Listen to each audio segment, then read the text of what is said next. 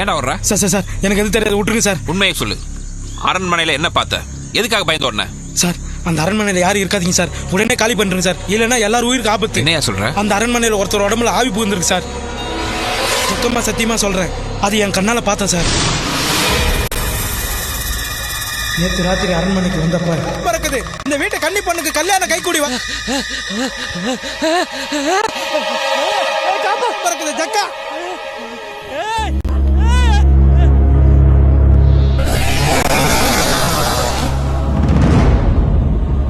அது ஒரு ஆள் ஆவேசமா கொலை பண்றதை என் 2 கண்ணால பார்த்தேன் சார்.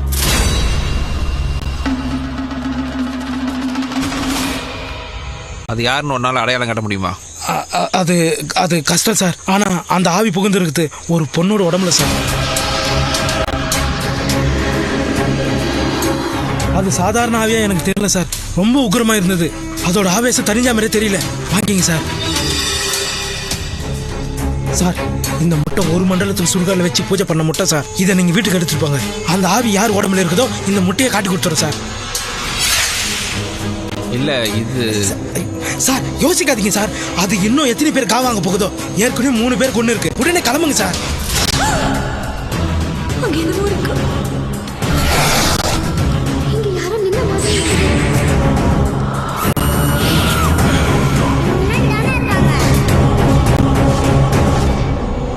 வாங்கிங்க சார். இந்த உலகத்துல நமக்கு மேல நிறைய சக்திங்க இருக்கு, நம்புங்க சார்.